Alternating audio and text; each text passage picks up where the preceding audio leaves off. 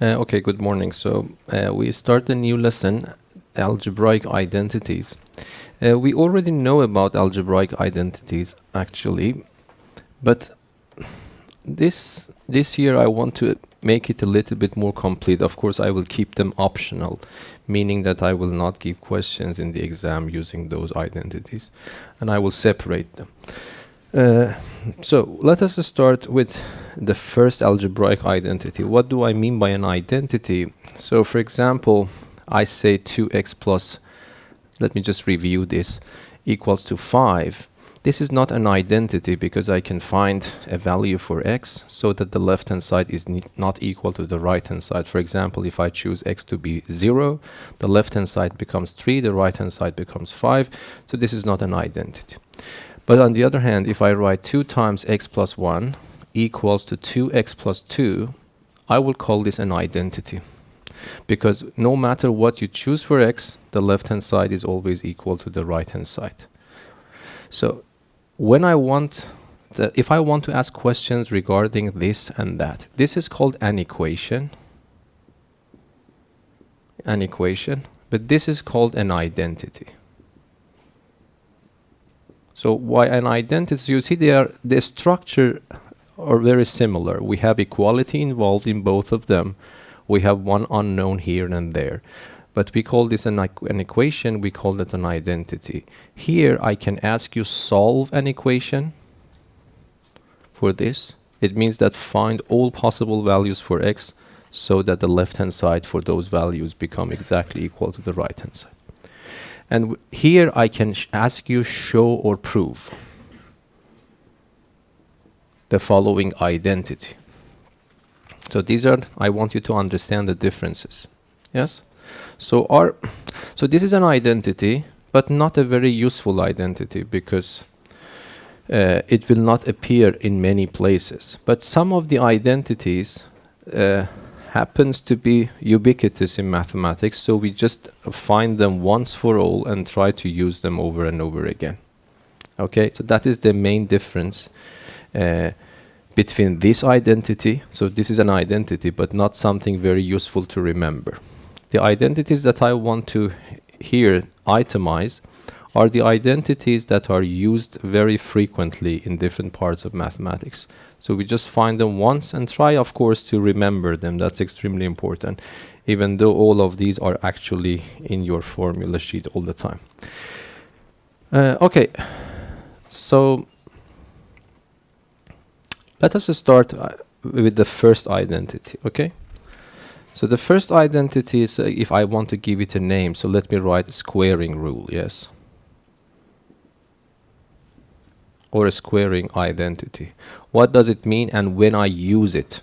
Okay, so squaring identity is probably, you remember from Math 2C. So if I have two terms, A and B, if I add them, it becomes a sum, and my goal is to raise the sum to power 2.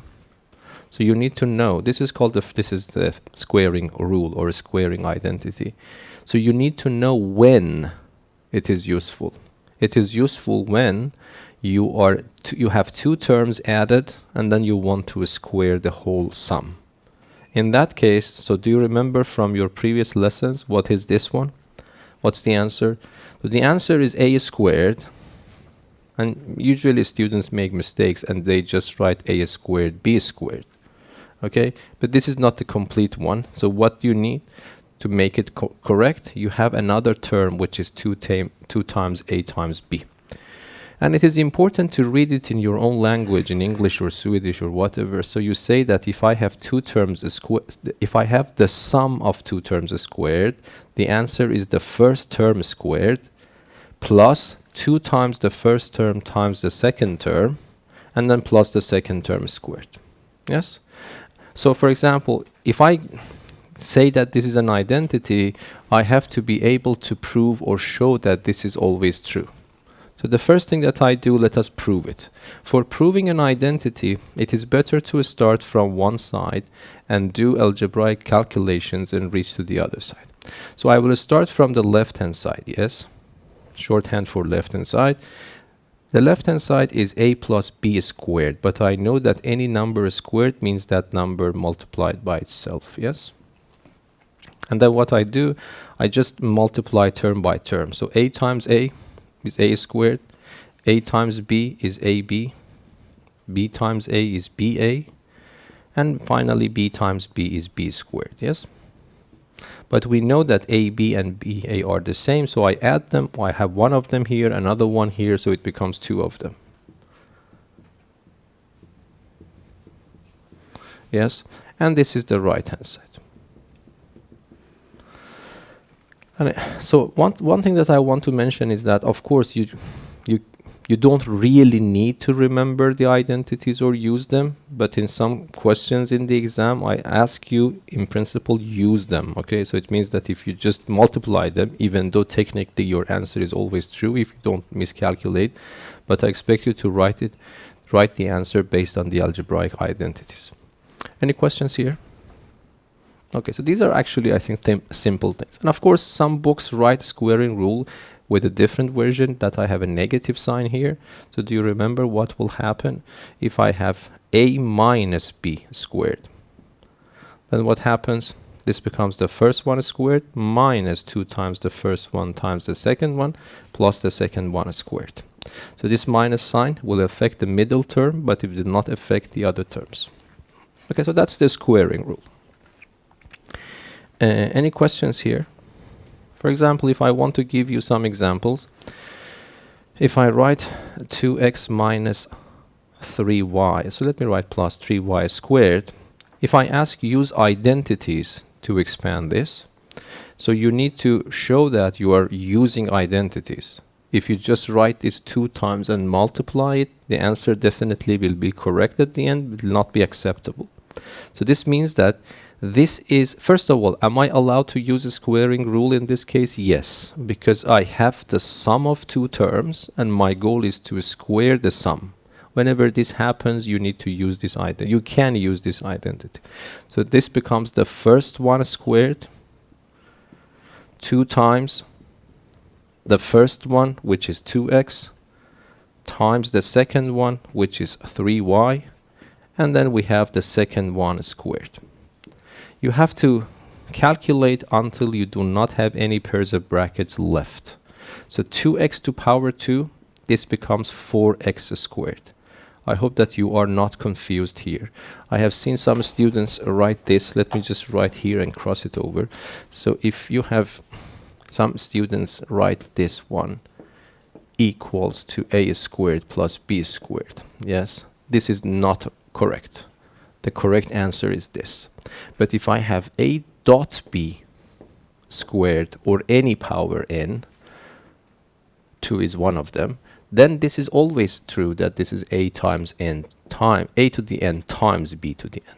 So if the operation is addition, this is not allowed. If the operation is multiplication, this is allowed. And this is the case here. 2 and x are being multiplied. And then I want to raise it to power 2. So I can do this case by case. I raise 2 power 2, which becomes 4x to power 2, x squared, and then multiplied. Okay, and then I go to the next one. So it becomes 2 times 2, 4 times 3 is 12. And then I have xy. And then I will have 9y squared. Yes? Any questions? Okay, very simple. For example, what happens if I have this? 3x squared minus 2x totally squared. So I want to expand this. Can I use this identity? Yes, I can use, but I will use the second version because I have the difference here, the negative sign here. So this tells me the answer is the first one squared minus 2 times the first one times the second one, and then plus the second one squared. This is today's lesson, yes?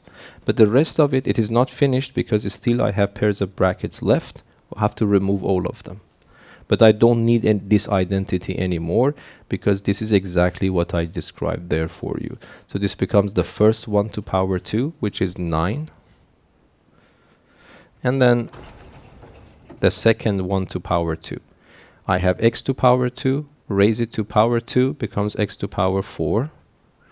Which rule I am using? I am using this rule.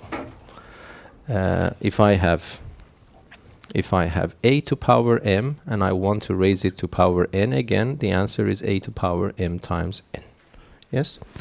So this becomes 2 times 2, which is 4. But here 2 times 3 is 6, times 2 is 12. I have a negative sign, so it becomes negative 12. Here I have x squared. I multiplied by just one single x, so the answer becomes x cubed. And finally, if I raise it to power 2, it becomes 4x squared. So be careful. So some students I have seen, they start factoring things out, but that's not necessary. When I give you this and I ask you to expand it, it means write it in a form in which there are no pairs of brackets left. So that's the final answer. Any questions? Okay.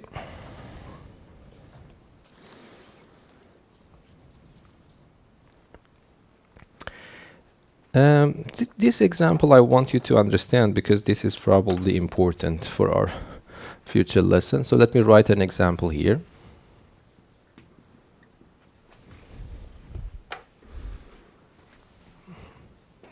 Fill in the gap.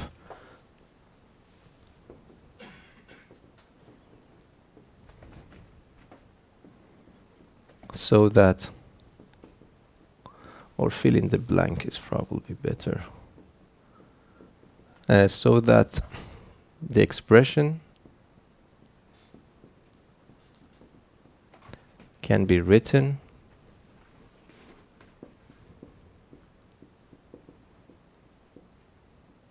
as the square of a binomial.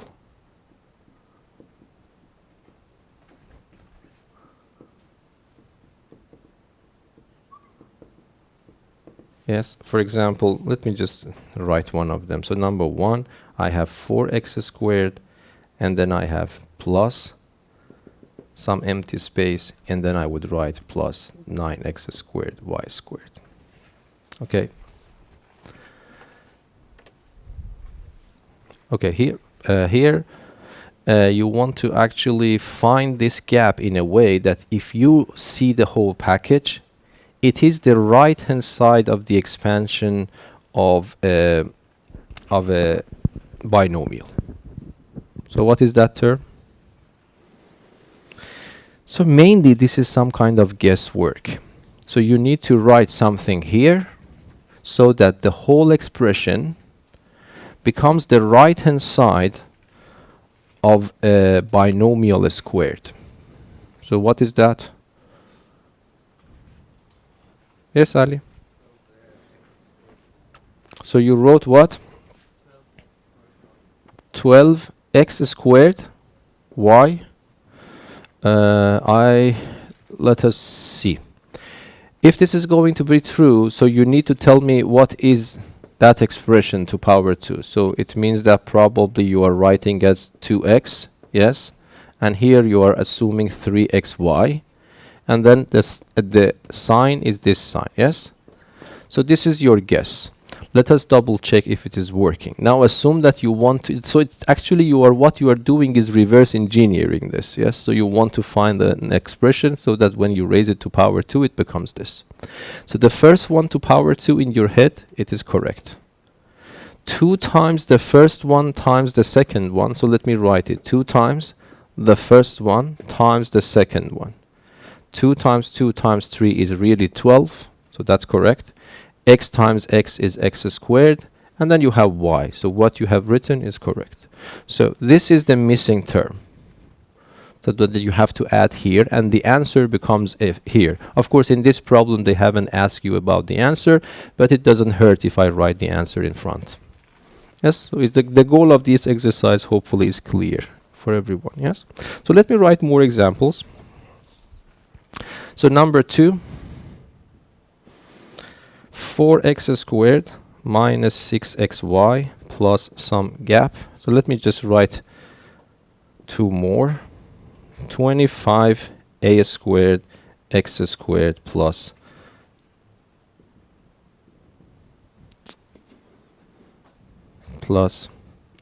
b squared. And finally, let me write a little bit more tricky one. So x to the power of 2, y to power 4, z to power 2. And then I have 3x squared y cubed z squared. And then you have this. Okay, I want to give you a little bit of time to just write the answers, and I think it is instructive if you write the final answer in front, even though you just need to fill up the gaps. I give you 2 minutes, okay? Okay, so let us go back to the solution. I think this one is easier. I wished I have written it the other way around. So because this is very similar to this one, but these two are probably a little bit harder. So if you don't mind, let me start with number 3 and ask your opinion about this. What should I write here to make it? Sometimes people say make it the complete square. Yes, a complete square. But so what should I write here? Yes, Boel? 10abx. Yes, do you agree with that? Yeah, instead of describing this how to do it, you need to also, this is not very hard. So what would be the answer in that case? So it would be 5ax, yes. And then I have addition here, so plus, and then I have b. But always double check everything. So the first one squared is really true. This one is the first one squared. 2 times the first one times the second one. It becomes 10axb. 10axb or 10abx. That's correct. And then the second one is squared. So yes, that the answer is correct. So how many of you got this right? So number, yes? Yeah? Pauline? What's your answer? 9y squared. Let us double check. If you say that is 9y squared, so what is the answer then? What is the answer supposed to be? 2x minus 3y squared. Yes? Let us double check. The first one is squared. That's correct. This is negative, so I should have negative. That's also correct. 2 times the first one is 4x. 4x times 3y, it becomes 12x. But this is 6. Yes, so there's some minor, but of course the last one is also correct. So, yes, Rasmus?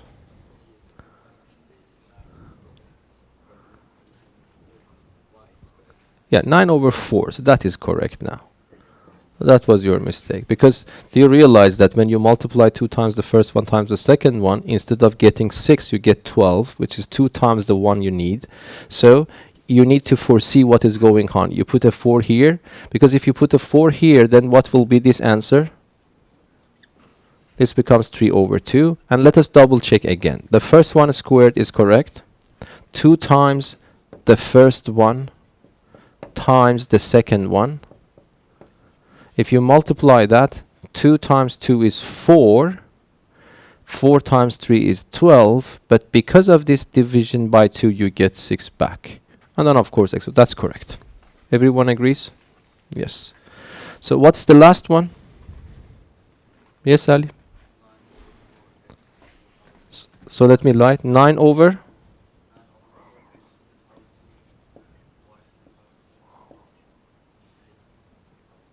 z to power 2. If that is going to work, this should be equal to what? Yes, plus 9/2, so it's 3/2. So let me just use fractions. X, y, z. Yes, let us double check again. The first one squared is x squared, y to the 4th, and z to the power of 2. That's correct. 2 times the first one times the second one. The first one is this, multiplied by the second one is this. These 2 that you see here will cancel this 2, and the coefficient will be 3, which is true. And then x times x is x squared. That is also true. Y squared times y is y cubed. True. z times z squared, and then of course this 1 to power 2, 9 over 4 x squared y squared z squared. That's correct. This is one of the exercises in the book, so I think this is very simple. Okay, let us actually solve a little bit more interesting problem here.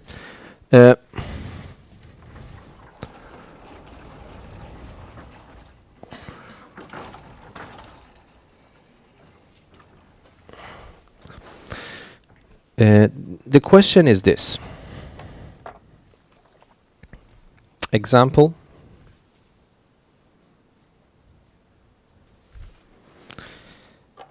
If a is a real number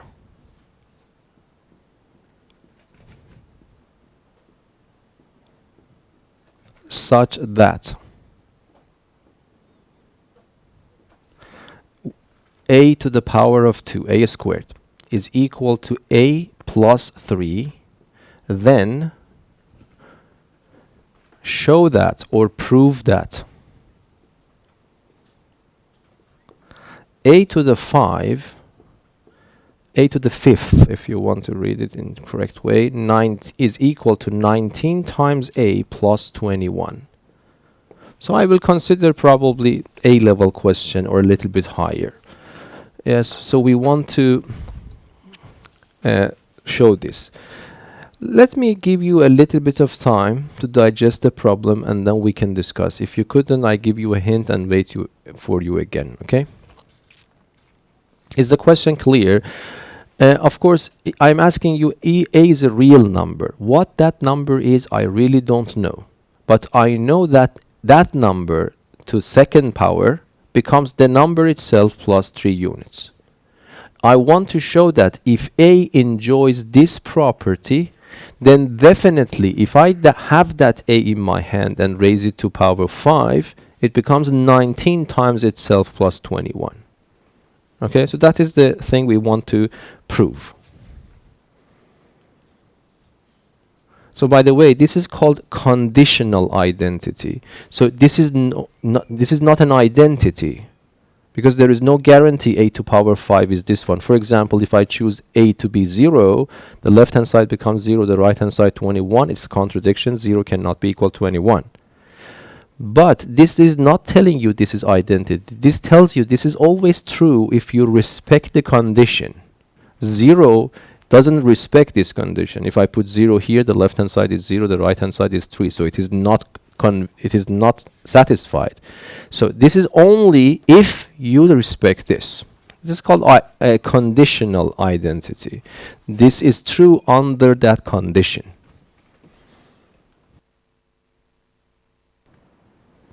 Okay.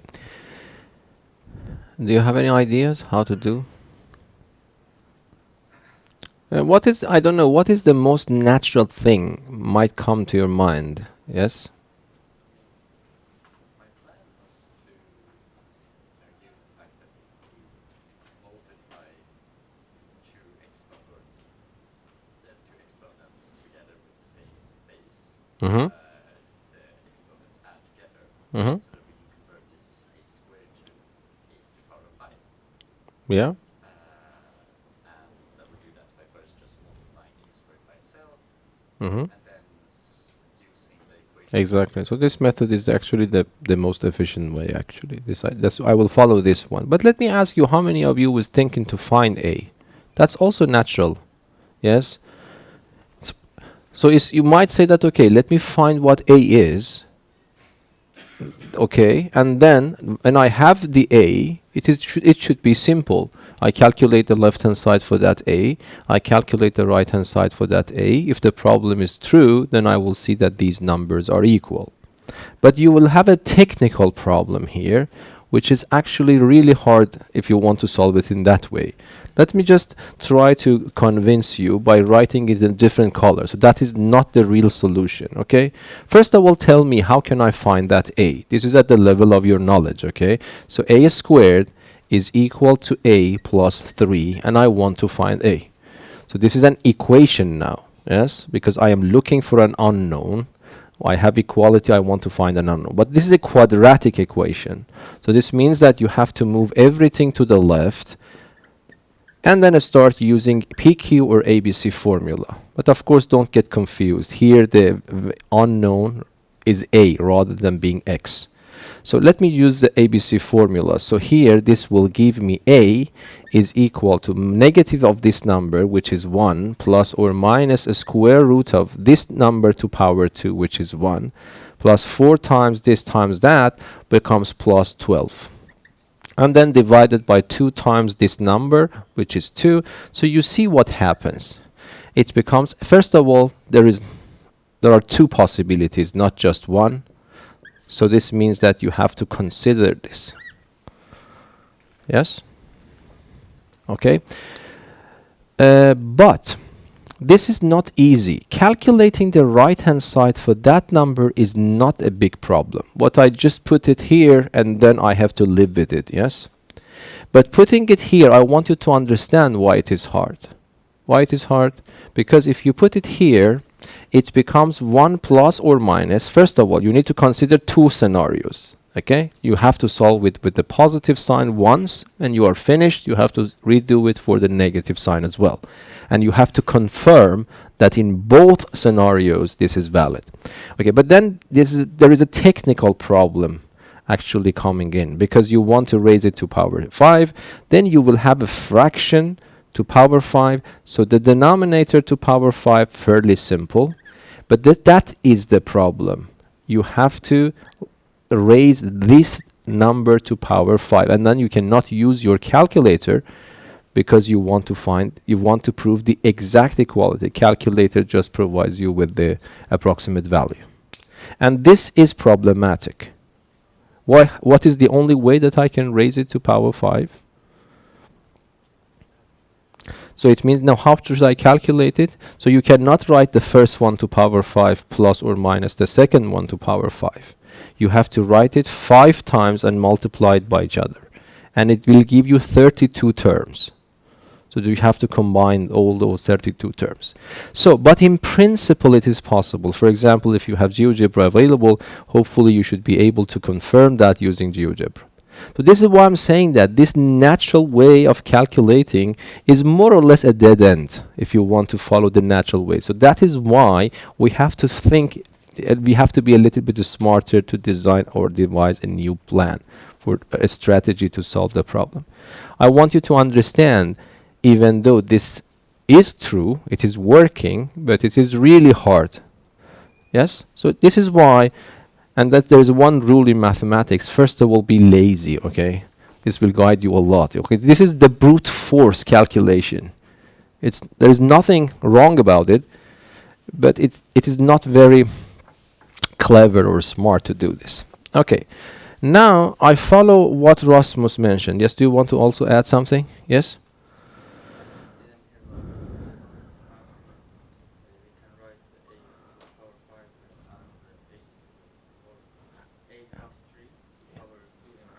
Exactly. So that is the idea. So if you don't mind, I will follow my own method. So Rasmus tells that multiply this by itself. I prefer to use identities. So what I do, because my goal is to make this a to the 5th, okay?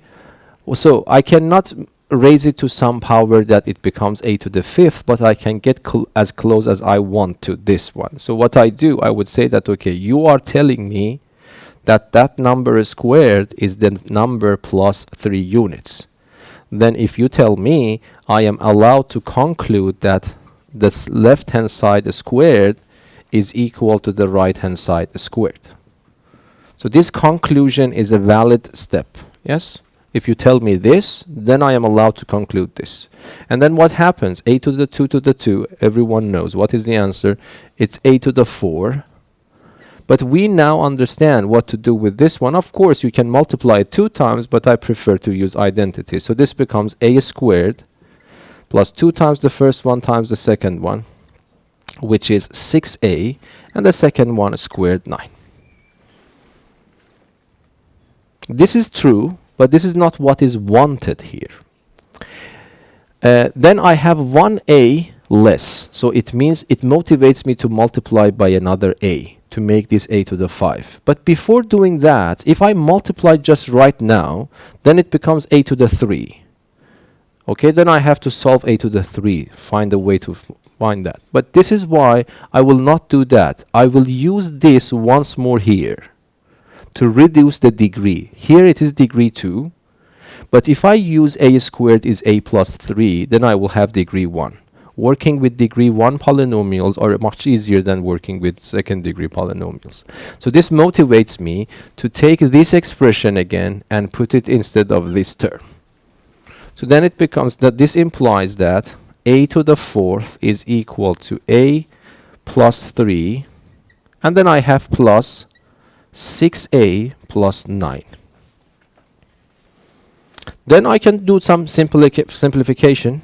So a to the 4th is equal a plus 6a is 7a's, and then I have 3 plus 9 is 12. So far, very good. Now I go back to my previous idea. I want to make a to the 5, so I multiply everything by a. Yes? So what happens?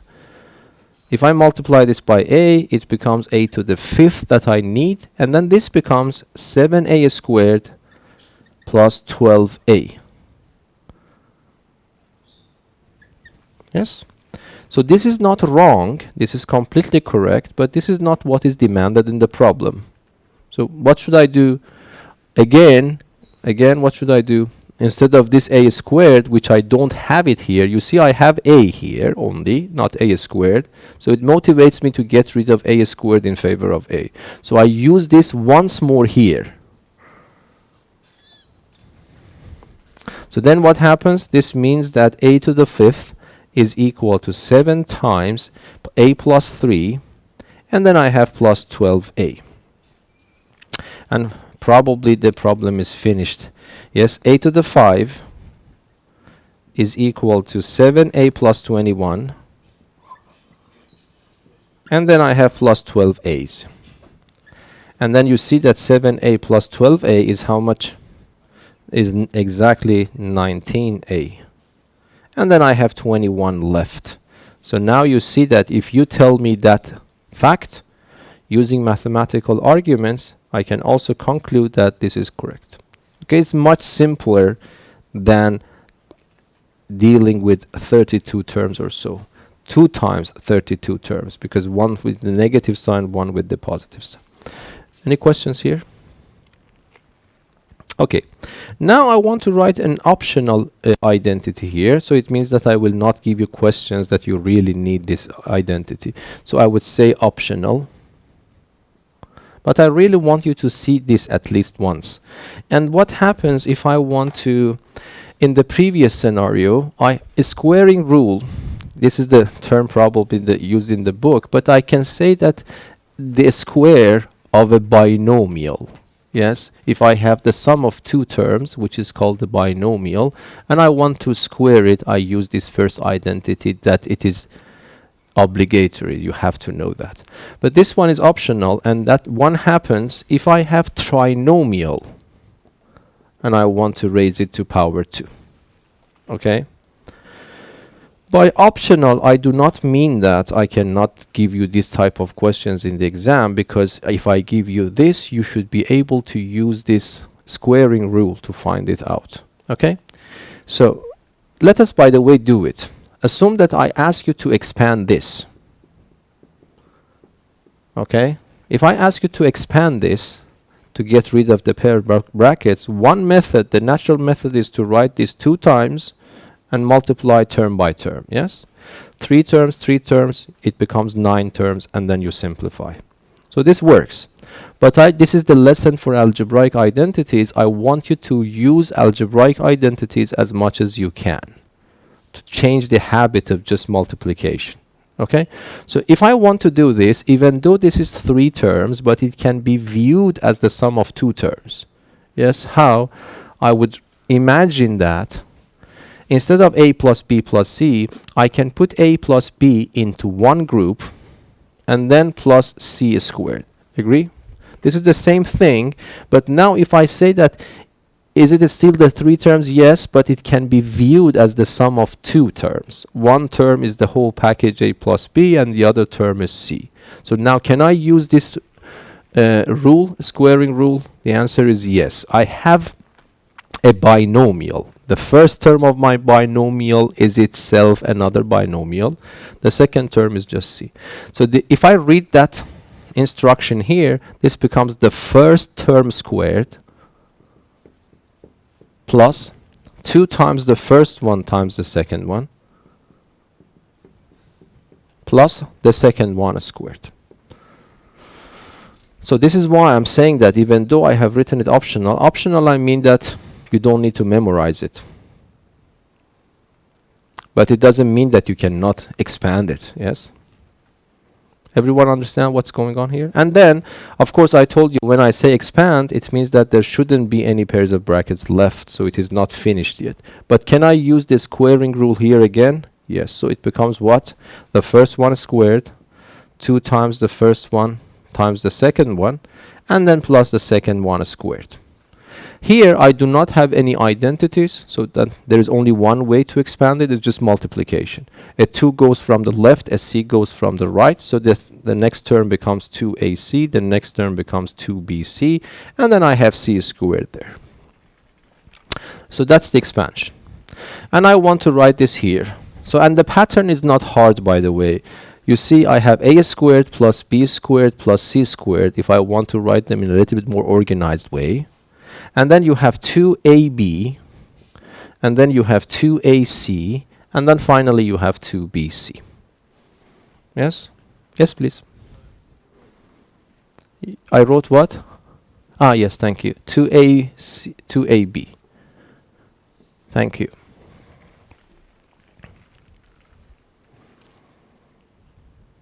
So if you want to write it in words, you would say that if my goal is to square a trinomial, what I do, I square the first term, plus square the second term, plus square the third term, plus 2 times the first one times the second one, here, plus 2 times the first one times the third one, and then finally plus 2 times the second one times the third one. So that's the rule. And the interesting thing is that you can actually generalize this idea to even more terms. For example, can you guess what is going to happen for this situation? Instead of going through it step by step, this pattern, of course I have to prove it, I don't want to prove it for you. If you are interested, you can see my videos on algebraic identities. But here, if I ask you what is this, you should use the more or less similar pattern. So this becomes what? The first one squared, the second one squared, the third one squared, the fourth one squared, 2 times the first one times the second one. Okay, can you tell me what are the leftovers? 2 times the first one times the second one, finished. 2 times the first one times the third one. Plus 2 times the first one times the fourth one. Plus 2 times the second one times the third one. Plus 2 times the second one times the fourth one. And then finally 2 times the third one times the fourth one. So this pattern will continue. So if I have bigger and bigger, of course the right hand side becomes bigger and bigger, but the rule is the same. Yes? This is something I want you to actually know. For example, let me just solve one example and then move to the other part. So example. So let me expand this together. By the way, here in this, I do not write different versions, because you can write 4 versions, yes? Positive, positive, positive, negative, negative, positive, negative, negative. Yes? Instead of remembering all those mess, what I recommend you, when you say 2 times the first one times the second one or whatever, consider the sign in the term itself. Then it will generate you the correct formula. So, for example, if I want to expand this, a cubed plus 3a squared minus 2a and totally squared. Okay? So if you want to do that, I have a trinomial squared. So this becomes the first one squared. Let us do it in our head. So this becomes a to the 6. The second one to the 2, it becomes 9a to the 4. The last one to the 2, take the sign with it.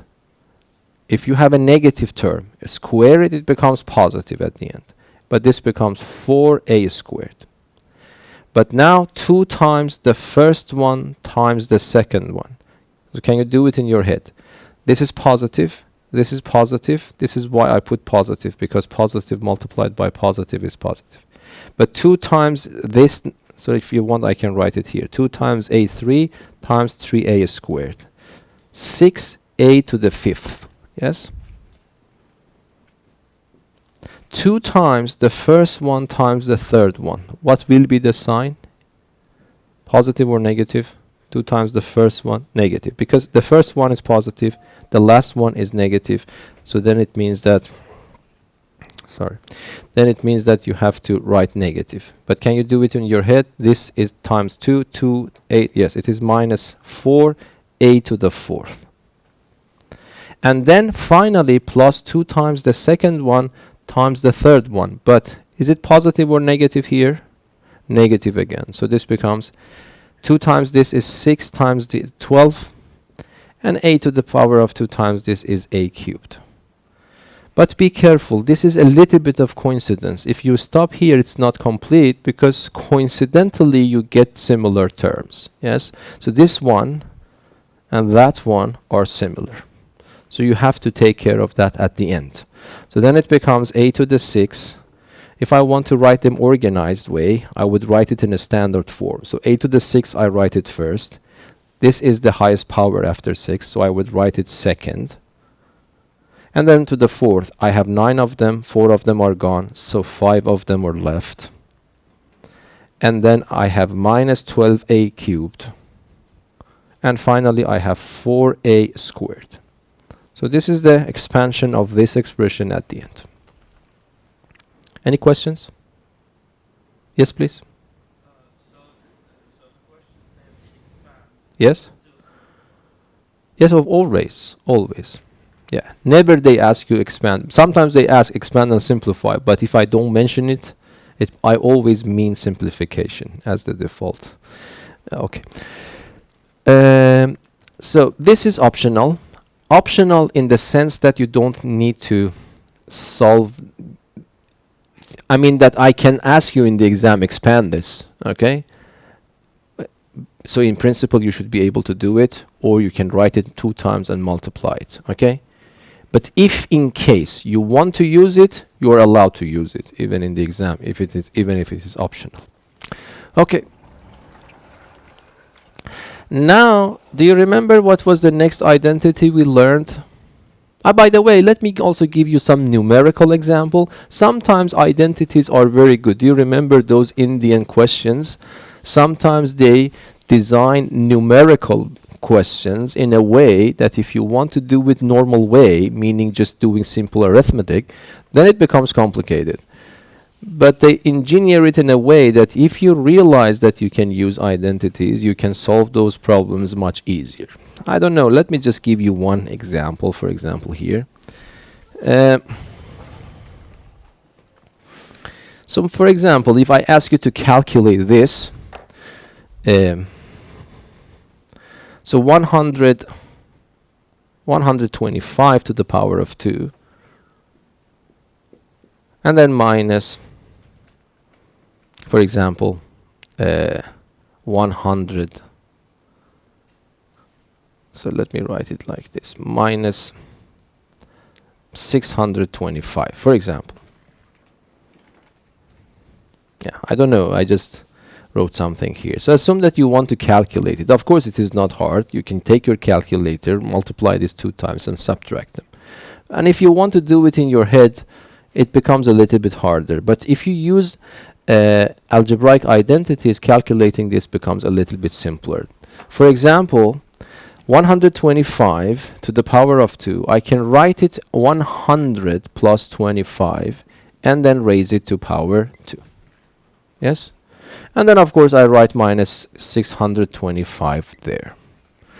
But then this becomes an algebraic, this becomes this squaring rule. So this first one squared plus 2 times the first one times the second one plus the second one squared, yes? And then I have minus 625. Okay, calculating this is extremely simple. So this becomes 10,000. And then this becomes 50 times this, it becomes 5,000. And then of course, I don't know how much you know, otherwise you raise this to power 2. Raising 25 to power 2 is of course simpler than raising this 125 to power 2. But if you do that, it becomes 625. So these two are cancelled. And then what happens is 15,000. So something like that. I'm not saying that this is probably the best example, but I just want to give you the idea how can sometimes use the identities to do some numerical calculations in more efficient way. Okay. Now, do you remember what was the next identity we learned in Math 2? See, that's also very famous. What was the name? Yes? The conjugate. So that's a very, by the way, important identity. So let me, that's called the conjugate rule. So this is why I call it number 2, the conjugate rule.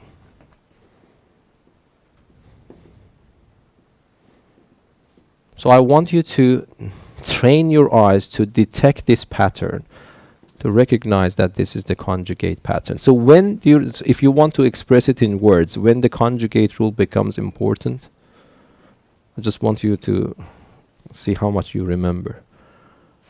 So can you just tell it to me so that I can write it down on the board? What was the conjugate rule? Yes? Yeah, you can say, yeah.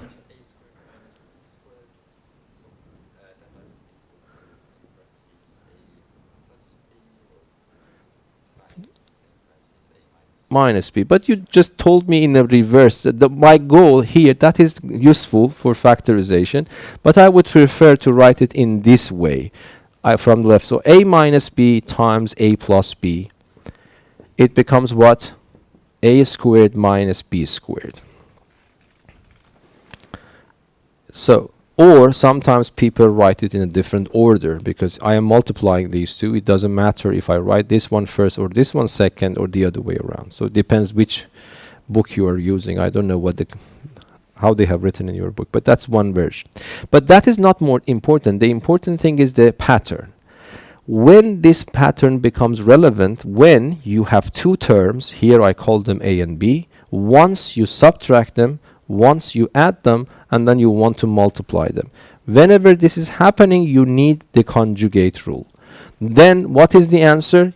You raise the first one to the power of 2, you raise the second one to the power of 2, and subtract them. By the way, what do I mean by the first one or the second one? A plus b is not sensitive to the first one or the second one. If I ask you which one is the first one, which was in the second one, of course, in this way that I have written it down, it is A the first, B the second. But you know that A plus B and B plus A are exactly the same. So in principle, whenever you want to understand which one is the first one, which one is the second one, you need to look at the pair of brackets containing the negative sign, because A minus B and B minus A are different. Okay? Okay. So this is the pattern. So in principle, it's good to have it. If you have something in the box, whatever it is, and something in the circle, once subtracted, once added, but your goal is to multiply these two, the answer becomes the first one squared, the one thing in the square squared minus the circle squared. Okay. So this is the conjugate. The question is that why this is true? Very simple. Let's just immediately do that. The left-hand side becomes equal to, why this is true? I just simply multiply a times a squared, a times b, minus b times a, minus b times b, b squared. And then this one cancels out, and then you see that a squared minus b squared is left, and that's the right-hand side. So that's why this is true.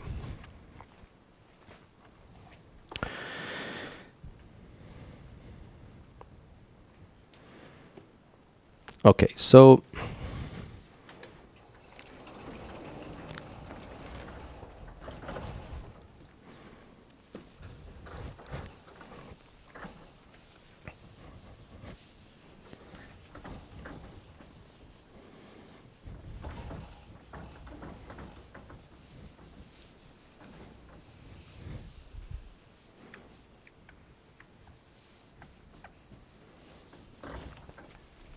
if I want to give you some examples, for example, I have 2x minus 3y times 2x plus 3y. So this is immediately clear that this is a conjugate pattern, yes? So the answer to this is the first one squared, always and always minus the second one squared. So this becomes 4x squared minus 9y squared. Don't think that this power of 2 will actually cancel this one. No. This power of 2 is only acting on the second term itself without the sign. That was the proof we saw. So if I write this, for example, 2x squared plus 2 multiplied by plus 3, let me write it like this, and then multiplied by 3 minus 2x squared. So what's the answer of this one? First of all, tell me, is this a conjugate pattern or not? Yes, but which one is the first one if you want to write the answer? 3 is the first one, even though here 2x squared is the first one. So if you want to write the answer, by the first one you have to be careful. The one that comes in this one with negative sign is the only. So here the first one is 3, not 2x squared. So this becomes 3 squared minus 2x squared and then again squared. This is 9 minus 2x squared to power 2 is 4x to power 4.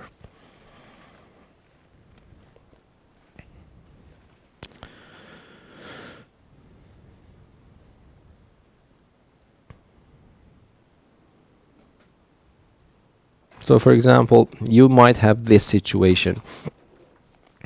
A plus b, for example.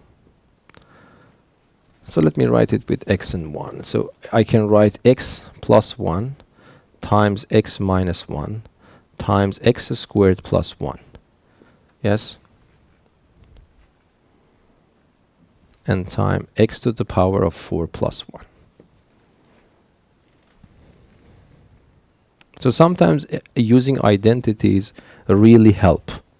For example, if you don't want to use identities at all here, you have to be patient, multiply this by this. So 2 terms, 2 terms, 2 terms, 2 terms. It becomes 16 terms, and try to simplify a lot of terms, and then you will get the answer. But if you try to understand it from algebraic identities point of view, it is actually very efficient, because hopefully immediately you catch the pattern here. So what's the answer? X squared minus the second one squared, which is 1.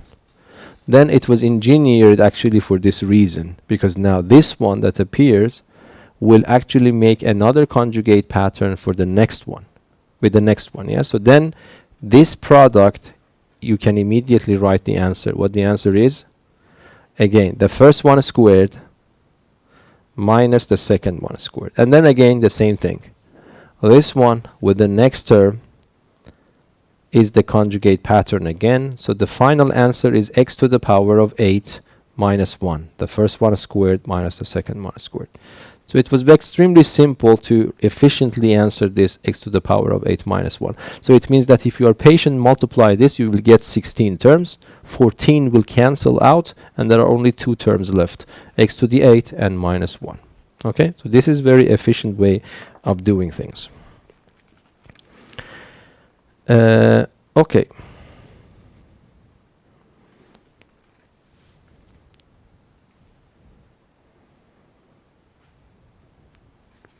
So these are the only identities in the book: the squaring rule and actually the conjugate rule.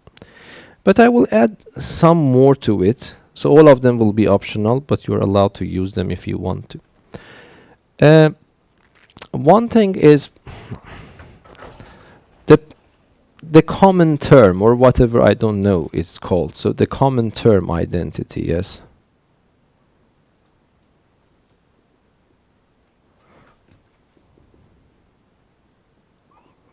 Of course, this is not probably as efficient as the previous ones, but sometimes they are important, so I would write it optional.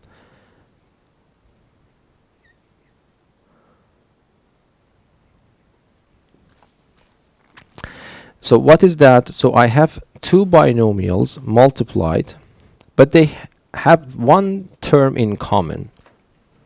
Yes? And then plus a number plus another number. So you see, this is not a of course, conjugate pattern is a particular of this case. Yes? Because you see, you have a minus b, a plus b. I can say this is also this identity because a is in common. Yes? But this is good to remember. So I would write the answer in front. The answer is the term, the common term squared, the sum of the non-common terms multiplied by the common term plus the product of these two. This is important because of the next lesson, factorization. So whenever you have this kind of combination on the right, you can write it in the factorized form. We will talk about factorization later. But this is, I don't know, I just invented the name or whatever. There's not, I don't even know this term is the correct term. But this is the identity I mean. I have two binomials. I'm supposed to multiply them, but I have one term in common. So if I want to write, I would say the common term squared, the sum of these two terms multiplied by the common term, and then finally the product of these two. Extremely simple to understand. Why? Because the first thing after I write the identity for you, you have right to ask why this is true. And this means that I have to show you. But it's extremely simple. Again, as before, I start from the left-hand side and do expansion. Yes, this becomes the first one squared. It becomes x, sorry, I have to multiply x by x, it becomes x squared. I have to multiply x by a, by b, it becomes xb. I have to multiply a by x, it becomes ax. And then finally I have to multiply a by b, so it becomes ab, so far. But I will actually take these two terms and factor x out from just these two terms. So it becomes x squared. I factor x out. From here, a is left. From here, plus b is left. And then I have ab, and that's exactly equal to the right-hand side. Yes? I'm not insisting that use this, but this pattern is actually very important. Yes? For factorization. Later we will talk about that. So let me just give you one example here.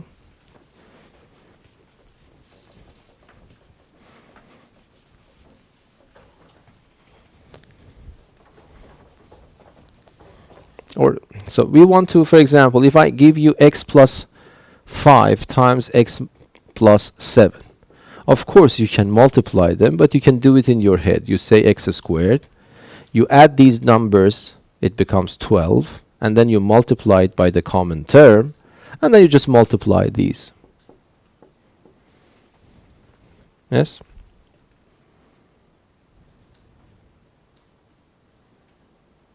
So for example, I can say 2x squared minus 3 times 2x squared plus 7. That's also working here, yes, because I have two binomials. One term is in common in both of them, and that is 2x squared. So if I want to use this rule, let me just be patient and write it down. So this becomes the common term squared. These non-common terms added. So if you want, I can. It is very important to do it in your head, because this becomes useless actually if you want to write all these things down. Yes, so I added these two terms. Be careful. I am considering the signs as well. and then I multiply it by the common term, which is 2x squared, and finally I multiply these two uncommon terms, if you want to call them like that. One of them is minus 3, the other one is positive 7, so if I multiply them it becomes minus 21. Yes? Yes, yes. This is why I'm saying that if you learn this, this would be very good in the fact when you want to factorize this polynomial. So then what happens here, this becomes 4x to the 4, minus 3 plus 7 in your head is 4, but 4 is supposed to be multiplied here, so this will give you 8x squared minus 21. I'm not saying it's very, very efficient, but it is extremely good to remember this fact that you can do this in this way. It doesn't save you that much time. You can just simply multiply. But I want, the reason that I brought this up, because later when I want to teach you how to factorize second degree polynomials, this is actually important to understand why this is working.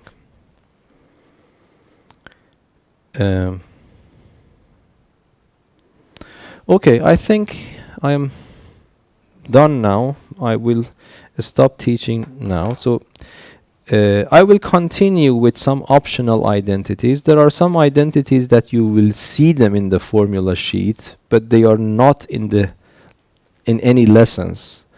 So I will talk about those identities as well a little bit. And then after we are done here, we start factorization, which is also not completely new, and we practice a little bit there. And then the whole important part of this chapter is rational expressions.